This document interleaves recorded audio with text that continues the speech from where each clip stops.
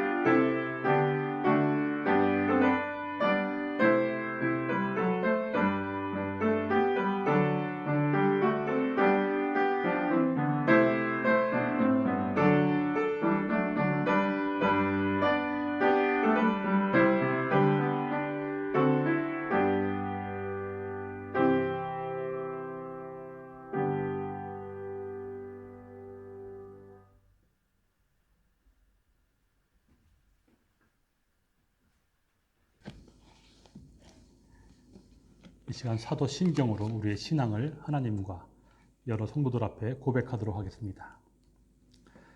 전능하사 천지를 만드신 하나님 아버지를 내가 믿사오며 그 외아들 우리 주 예수 그리스도를 믿사오니 이는 성령으로 잉태하사 동정녀 마리아에게 나시고 본디오 빌라도에게 고난을 받으사 십자가에 못 박혀 죽으시고 장사한 지 사흘 만에 죽은 자 가운데서 다시 살아나시며 하늘에 오르사 전능하신 하나님 우편에 앉아 계시다가 저리로서 산 자와 죽은 자를 심판하러 오시리라.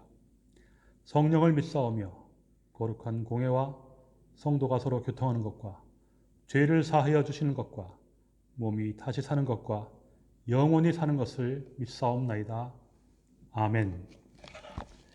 성시교독은 104번 종교개혁주의입니다.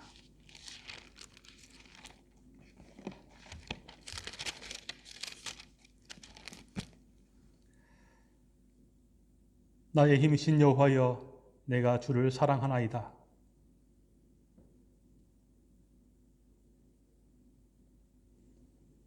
나의 하나님이시여, 내가 그 안에 피할 나의 바위시여, 나의 방패시여. 예수께서 이르시되 오히려 하나님의 말씀을 듣고 지키는 자가 복이 있느니라 하시니라. 이 복음은 모든 믿는 자에게 구원을 주시는 하나님의 능력이 됨이라.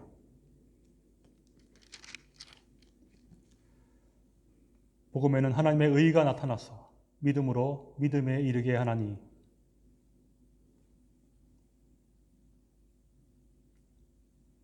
너희가 내 말에 거하면 참으로 내 제자가 되고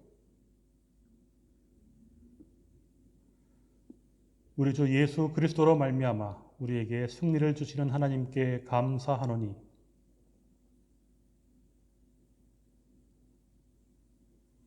항상 주의 일에 더욱 힘쓰는 자들이 되라.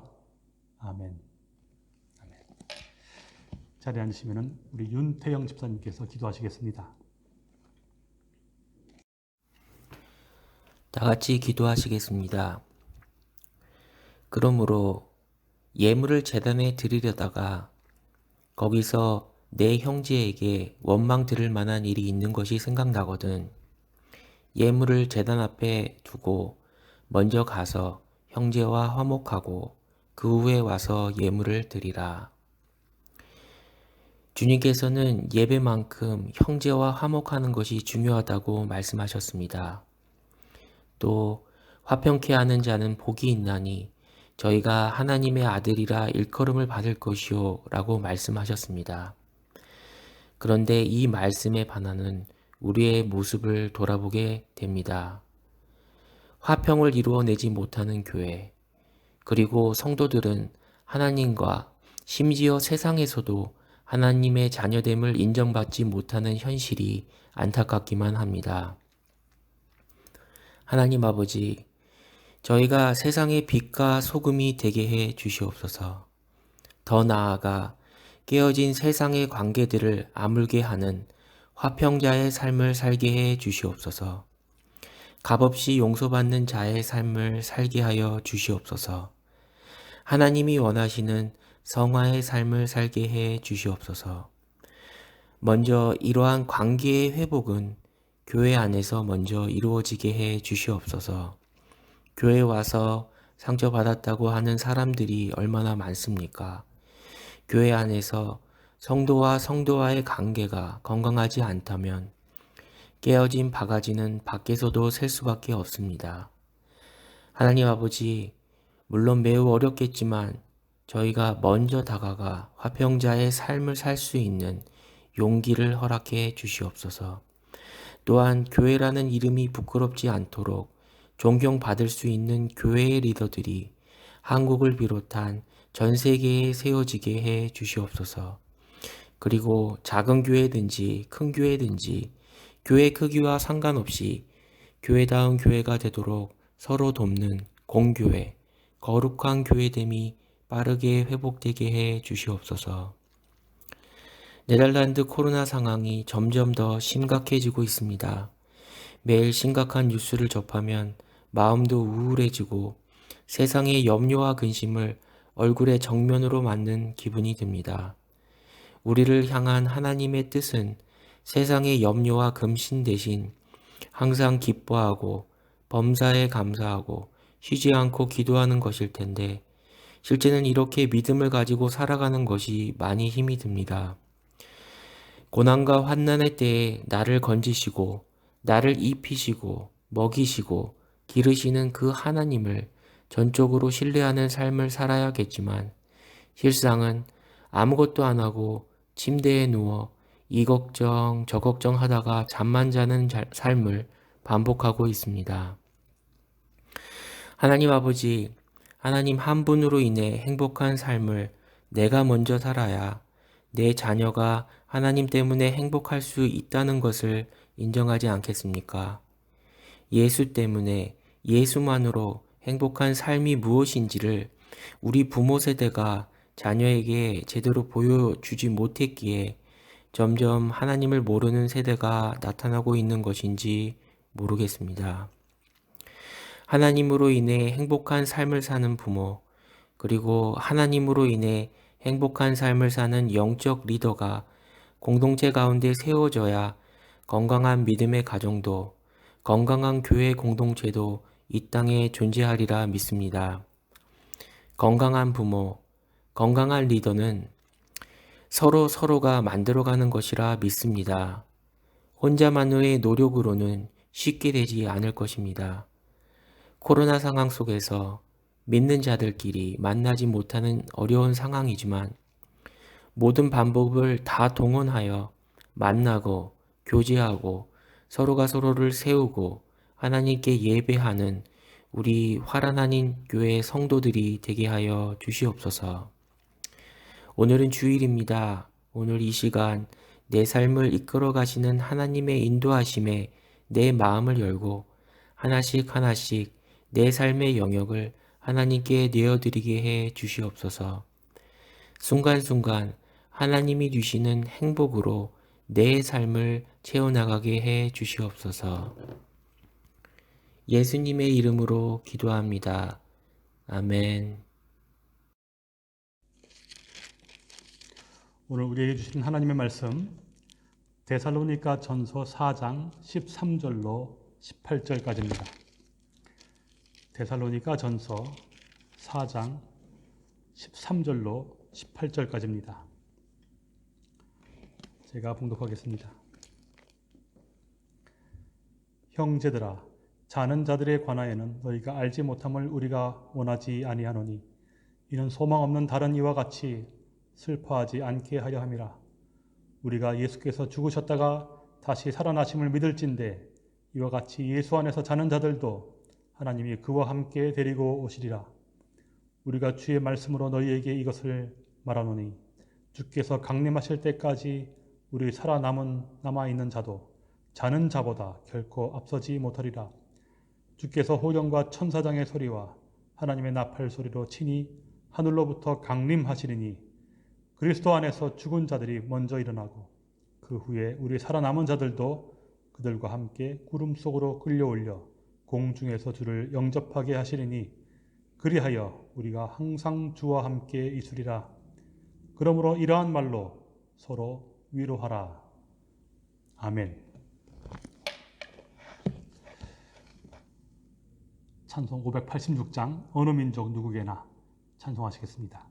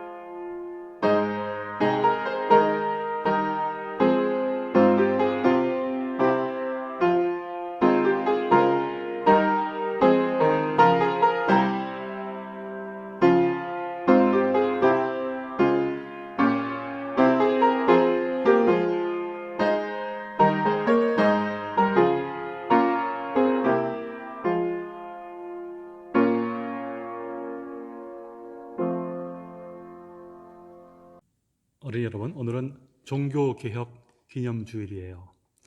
우리가 태어나기도 한참 전에 503년 전에 마틴 루터라는 사람이 독일에서 종교개혁을 일으켰어요. 우리가 믿는 이 교회, 이것을 다시 한번 새롭게 한 날이에요. 종교개혁이란 무엇인가? 도대체 503년에는 무슨 일이 있은 거야? 우리는 여러 가지로 생각을 하고 또 유추해 볼 수 있습니다. 그 중에서 한 가지, 하나님의 뜻과 관련된 것이 있어요. 그것이 뭐냐면은 하나님의 뜻, 이것이 우리에게 참으로 기쁜 소식이 되었던 날이 바로 종교개혁이란 얘기입니다. 하나님께서 뭘 하시기로 작정을 하셨는데 하나님께서 그렇게 하시기로 하셨다라는 그 이야기가 내가 듣기에 참 감사하고 감격스럽고 고맙고 놀랍고 한 그러한 일들이 된 날이에요. 그러면 그 전에는 안 그랬는가? 그 전에는 하나님께서 말씀 안 하셨는가? 했지요. 하나님은 항상 계시니까. 그런데 그 전에는 하나님의 말씀이라는 것이 사람들에게 또 우리 어린이들에게 그렇게 즐겁게만큼 들리지는 않았어요. 왜? 하나님 말씀하시면 꼭 뭐 해라, 뭐 하지 마라, 뭐 이러니까 얼마나 힘들어. 하나님 말씀이야. 너 교회 가야 돼. 오늘 뭐 해야 돼. 이렇게 하니까 너무너무 힘들었었어요. 그러나 종교개혁은 어떤 날이었냐면은 하나님의 말씀이라는 것이 이것이 내가 들을 때에 또 꼰대가 말씀하시네. 이것이 아니고 칭찬해, 감사하네, 좋네 이렇게 들린 날이라니까. 이것이 종교개혁이에요. 한 아버지에게 두 아들이 있었어요. 첫째 아들, 아버지가 가서 얘기를 합니다. 오늘 너 저 포도원에 가서 일 좀 해. 첫째 아들이니까 얼마나 공손하게 대답을 잘하겠습니까? 네, 아버지. 하고 어떻게 했어요? 그냥 방 안에 누워 있었어요. 안 갔어요. 대답만 예 하고 안 갔어요. 아버지는 둘째 아들에게 가서 똑같이 얘기했습니다. 첫째 아들이 안 갔기 때문에 둘째 아들한테 간 것이 아니라 첫째 아들이 간지 안 간지 몰라요. 거기 말했고 둘째 아들에게도 똑같이 얘기를 하는 거예요. 너도 오늘 포도원에 들어가서 일을 해라. 둘째 아들이 아주 퉁명스럽게 난 싫어. 나는 못해. 아무리 말해도 나는 싫어. 이렇게 자빠졌어요. 그러나 아버지가 가신 후에 둘째 아들은 곧 아이고 내가 잘못했지 하고선 벌떡 일어나서 포도원에 들어갔어요. 아버지가 오늘 너 포도원에 가서 일해라 하는 그 말을 옛날에는 정말 가기 싫었어. 듣기 싫은 말이에요. 아버지의 뜻이잖아요. 그러나 둘째 아들은 그 소리를 듣고 회개했지요. 그리고 포도원에 들어갔지요. 천국에 들어간 것입니다. 너가 오늘 포도원에 들어가. 이 말을 정말로 기쁘게 들었던 날, 바로 이 날이 종교개혁이에요. 하나님의 뜻을 들었을 때에 하나님께서 너를 사랑한다, 너를 구원하신다는 이 말을 들었을 때에 그 말을 날 또 뭐 시키는가 보다, 나 또 어디 가라고 그러나 보다 이렇게 짜증스럽게 들은 것이 아니라 그 말을 하나님이 나를 부르시는구나, 오늘 천국으로 부르시는구나 라고 들었던 바로 그날입니다. 어린이 여러분, 하나님의 말씀이 여러분께 들릴 때에 그 말씀이 사랑하는 나의 어머니가, 나의 아버지가 나에게 하시는 말씀으로 듣고 기뻐하고 기꺼이 순종하고 따르는 여러분들 되시기를 축원합니다. 아멘. 오늘 종교개혁 기념주일입니다. 하나님의 작정이라는 제목으로 여러분께 말씀을 드리려고 합니다. 기억하시는지는 제가 잘 모르겠습니다만은 작년 종교개혁 기념주일에 우리가 아주 특별한 주제에 대해서 생각을 한 적이 있습니다. 오바댜 선지서에 나타난 에돔에 대한 하나님의 예언 또는 하나님의 심판이라는 이런 것들이었지요. 왜 에돔이란 나라가 하나님에게 심판받을 수밖에 없었는가? 왜 에돔 민족에게는 회심하거나 회개할 기회가 없었는가? 과연 그렇게 되었어야만 했는가? 이렇게 우리가 되물어섰습니다.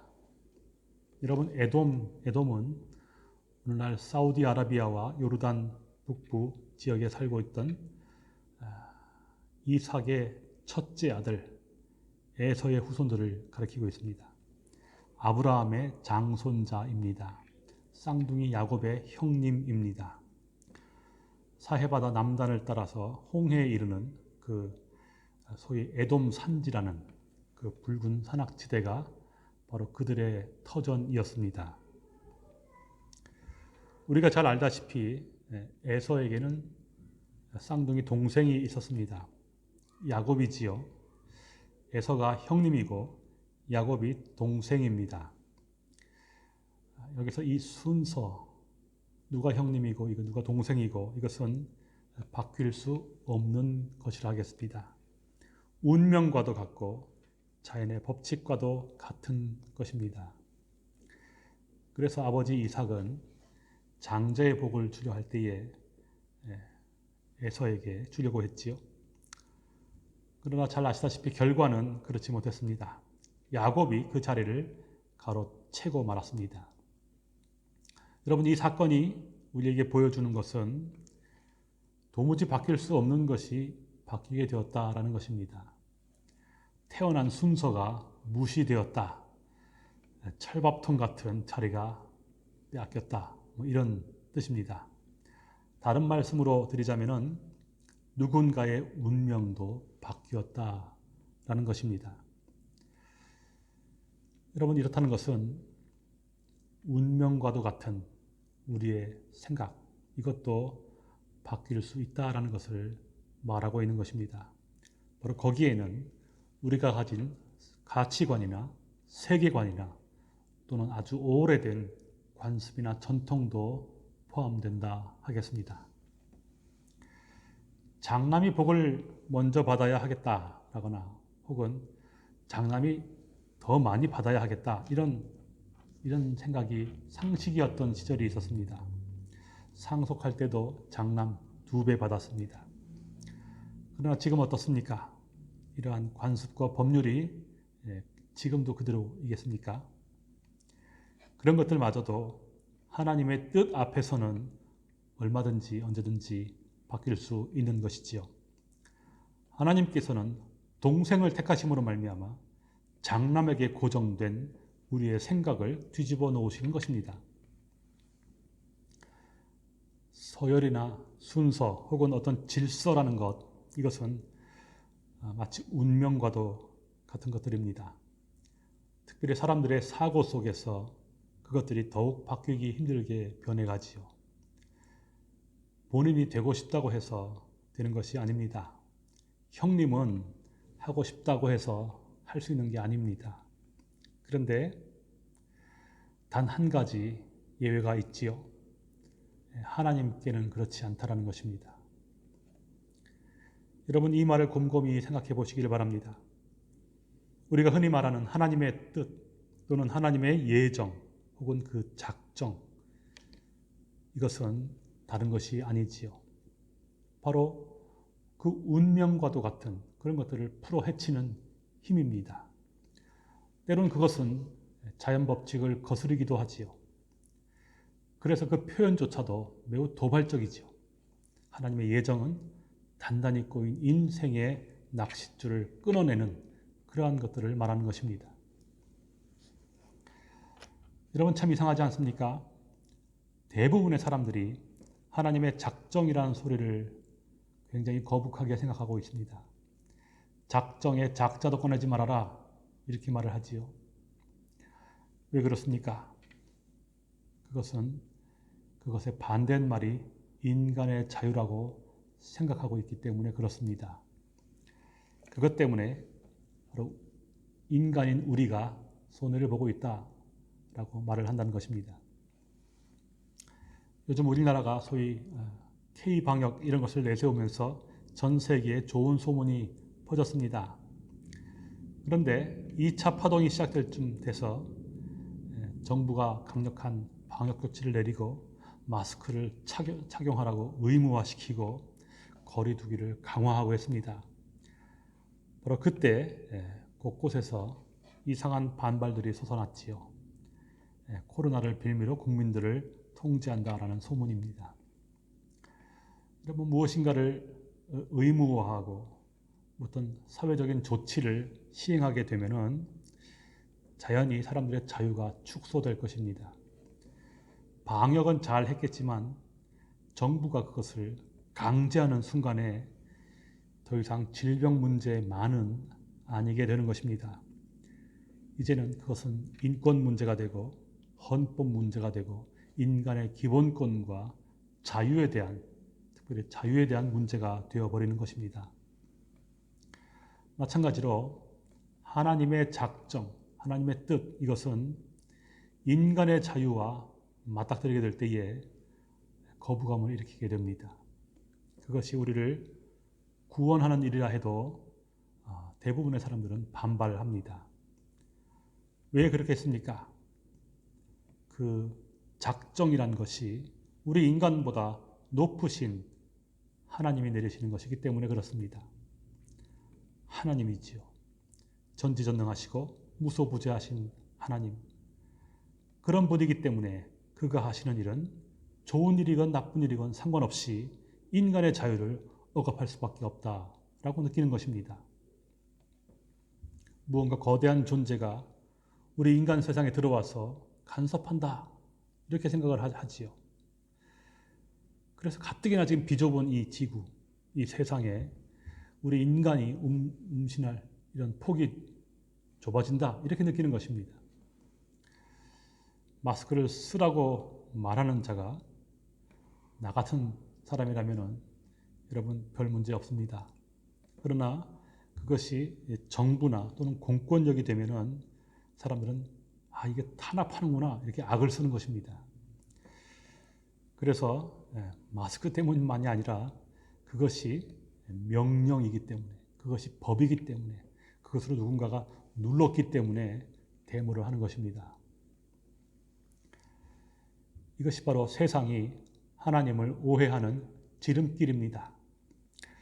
다시 생각해 보시길 바랍니다. 에서가 형이고 야곱이 동생입니다. 이것은 바꿀 수 없는 순서이자 질서입니다. 자연적으로 그렇게 태어났기 때문에 그렇습니다. 형이 동생이 될 수 없지요? 그렇습니다. 그러나 예수께서는 뭐라고 말씀하십니까? 나중된 자로서 먼저 되고 먼저 된 자로서 나중되리라 했습니다. 다시 말씀드려서 나중된 자를 앞세우는 것이 하나님의 뜻인 것이지요. 둘째인 야곱에게 장자의 복을 주시고자 하시는, 이것이 하나님의 작정인 것입니다. 그렇다면 바로 그러한 하나님의 작정은 우리 인간의 자연 질서와 맞부닥치는 것입니다. 그래서 세상은 하나님을 싫어할 수밖에 없습니다. 하나님이 법을 어기려 한다. 하나님이 자기가 낸 원칙을 깨뜨리려고 한다. 이렇게 얘기를 하지요. 포도원에 일하러 온 품꾼들이 있었습니다. 그들은 같은 시간에 들어온 것이 아니라 각각 다른 시간에 들어와서 다른 분량의 시간만큼을 일을 했습니다. 일과를 다 마치고 품삯을 받게 되었는데 맨 마지막에 온 사람부터 받았습니다. 한 데나리온 받았지요. 그래서 나중에 온 사람은 더 받을 것이라고 생각을 했습니다. 그러나 그들 역시도 한 데나리온을 받았습니다. 여러분, 오랜 시간 더 열심히 일한 자가 더 받는다. 이것은 상식입니다. 이것은 마치 관습을 넘어서 법칙과도 같습니다. 더 이상 논의할 여지도 없는 운명과도 같은 것입니다. 그래서 세상은 그렇게 해야지 정의롭다라고 얘기하고 또 그렇게 되어야지 공평하다라고 이야기를 합니다. 여러분, 그러나 하나님의 뜻은 무엇입니까? 나중 온 사람에게도 그와 같이 주는 것이 하나님의 뜻입니다. 하나님이 무슨 공산주의자시냐고 그 말은 아닙니다.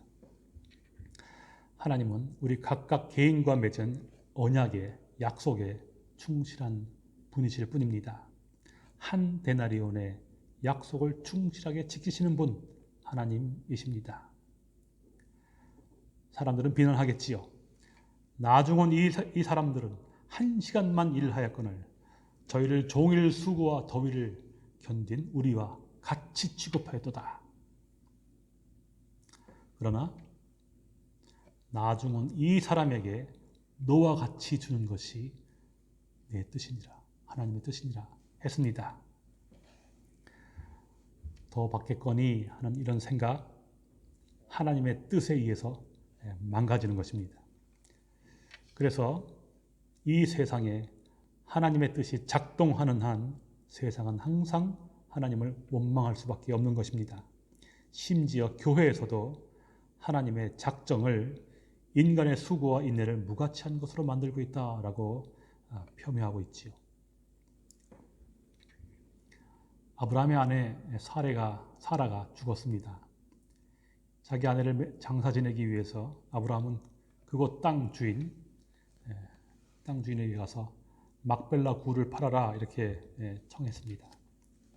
그랬더니 그 땅 주인 에브론이 와서 말하기를 이 땅 그냥 드리겠습니다. 당신은 하나님이 세우신 지도자인데 우리가 어떻게 돈 주고 매장지를 팔 수 있겠습니까? 그러나 아브라함의 생각은 달랐습니다. 그는 기어코 은 400개를 주고 그 매장지를 샀습니다. 여러분 이때의 기록을 자세히 한번 살펴보시기를 바랍니다. 창세기 23장 8절입니다. 아브라함은 자기로 하여금 자기 아내 사라를 내어다가 장사할 수 있도록 배려하는 것, 이것은 자기의 뜻이 아니라 햇사람들의 뜻이다라고 말을 하고 있습니다. 그것이 아브라함을 대하는 그 땅 사람들의 마땅한 예의이자 도리다라고 말하는 것입니다. 그러나 아브라함 당사자의 뜻은 값을 치르고 그 땅을 구입하는 것입니다. 여기서 무엇이 인간의 자유입니까? 자기들 중에 거류하는 나그네인 아브라함을 위해서 매장지를 거저 내어주는 것이 인간의 자유이지요. 그것이 바로 예의 바른 헷 족속의 풍습이자 문화입니다. 그러나 그러한 예의와 그러한 풍습을 무엇이 깨고 있습니까? 묘자리는 돈 주고 사야 된다는 아브라함의 생각이 깨고 있는 것입니다. 한 가지만 더 예를 들어 드리겠습니다. 두 아들이 있었습니다. 아버지가 맏아들에게 오늘 포도원에 가서 일 좀 해라 이렇게 일렀습니다. 그랬더니 그는 대답만 해놓고 가지는 않았습니다. 아버지가 둘째 아들에게도 똑같이 말을 했습니다. 그랬더니만 둘째 아들 당돌하게 싫습니다 이렇게 대답했습니다. 그러나 곧 둘째 아들은 뉘우치고 그 포도원에 들어갔습니다. 여기서 하나님의 뜻은 무엇입니까? 자기의 아들이 오늘 포도원에 들어가 일하는 것입니다. 여러분, 포도원을 천국에 비유를 하자면은 하나님은 자기의 아들들이 하나님이 마련한 그 천국에 들어오기를 바라시는 것이지요. 그러나 인간의 자유는 어떻습니까? 바로 그러한 하나님의 뜻에 반대하는 것입니다. 예라고 대답만 하고 안 가는 거지요. 오늘 우리가 기념하고 있는 종교개혁이라는 것, 이것은 하나님께 예라고 대답하고 안 가는 것, 이것이 아니라 바로 이 둘째 아들처럼 싫다라고 대답은 했지만 결국은 뉘우치고 그곳에 들어가는 것, 이것을 말하고 있습니다. 비록 대답은 아니라고 했습니다. 그러나 결국은 하나님의 뜻에 순종한 것입니다. 왜 그렇습니까? 하나님의 뜻이 그 마음을 뚫고 들어오는 것이지요. 이 땅에 뚫고 들어오시는 것입니다. 하나님께서 우리 인간의 운명에 개입하시고 인간의 자유를 하나님께서 때로는 막아서기 때문에 그렇습니다. 종교개혁이란 그렇게 일하시는 하나님을 발견하고 그 하나님께 순종한 것을 말하고 있습니다. 생각해 보시기 바랍니다. 사제만 읽을 수 있었던 성경, 누구나가 다 읽을 수 있게 되었습니다. 결혼할 수 없었던 사람들이 가정을 꾸리게 되었지요. 돈이 없어서 면죄부를 살 수 없었던 자들에게 하나님은 뭐라고 말씀하십니까? 예, 오늘 포도원에 들어가라. 이렇게 말씀해 주시지 않습니까? 저희 집 일인데요. 어느 날 그 사택 뒷마당에 제가 잔디밭을 아주 잘 가꿔놨어요. 근데 어느 한순간 쑥대밭이 됐습니다. 두더지가 와서 온통 수북한 산을 쌓아놓았습니다. 하나님의 뜻이 작동하는 세상은 바로 이런 모습일 것입니다. 돈 주고 산 매장지이지요. 장자의 축복을 가로챈 야곱, 도망자의 모습이지요.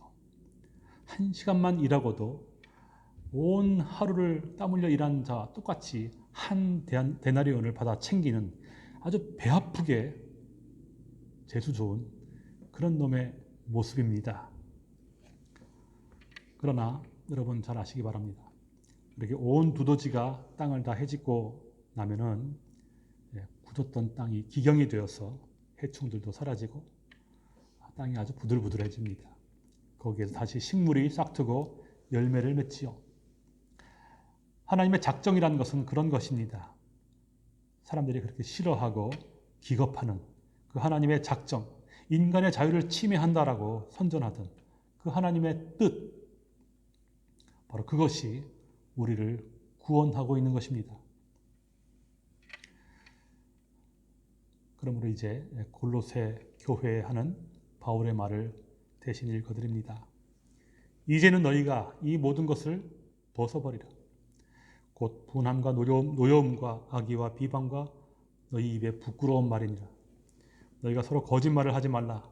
옛사람과 그 행위를 벗어버리고 새 사람을 입었으니 이는 자기를 창조하신 이의 형상을 따라 지식에까지 새롭게 하심을 받은 자니라 했습니다. 여러분들 지식들이 새롭게 되기를 바랍니다.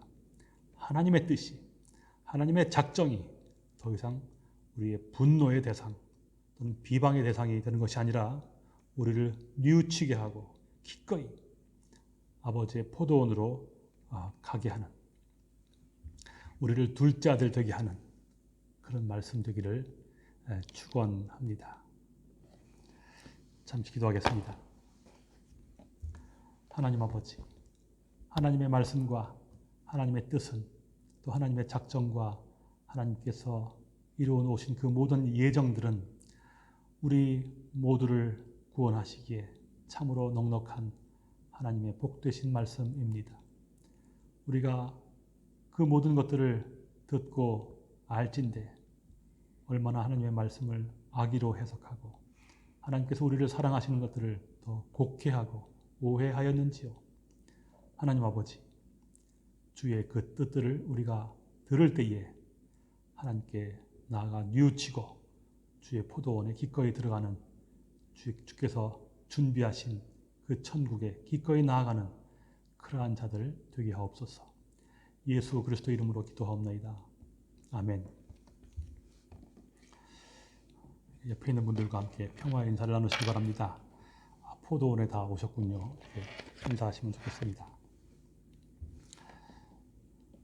오늘은 종교개혁 기념주일입니다. 503년 됐지요, 그죠? 503년 됐습니다. 여러분께서 마음속에 기억하시고 역사적으로는 이것이 개신교의 태동이라 우리가 이야기할 수 있습니다. 그러나 사실은 교회의 태동은 거기가 아니고요. 훨씬 더 오래 전입니다. 종교개혁은 교회를 늘 새롭게 하고 또 하나님 말씀으로 돌아가게 하는 그러한 운동입니다. 이것은 503년 전에 한 번 일어나고 다시는 일어나지 말아야 될 것이 아니라 오늘도 우리 삶 가운데서 매일매일 계속해서 일어나야 하는 그러한 운동들입니다. 하나님의 말씀은 살았고 운동력이 있어 우리 좌우 골수를 찔러 쪼갠다 했습니다. 이 살아있는 말씀들 때문에 우리가 매일매일 셈페레 레포르만타 항상 기억되어져 가는 그런 자들이 되어야 하겠습니다. 함께 일어나셔서 우리 주님께서 가르친 기도를 찬송하고 축도로 마치겠습니다.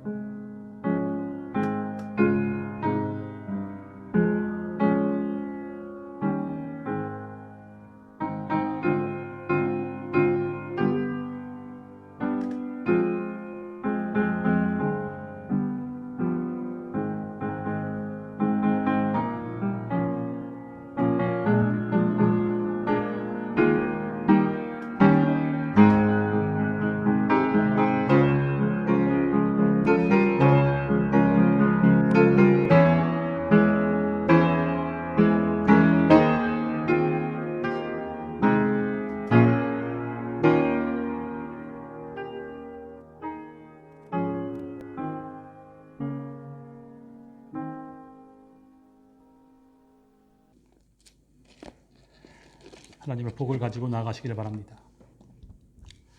여호와는 내게 복을 주시고 너를 지키시기를 원하며 여호와는 그 얼굴을 내게 비추사 은혜 베푸시기를 원하며 여호와는 그 얼굴을 내게로 향하여 드사 평강 주시기를 원하노라. 아멘.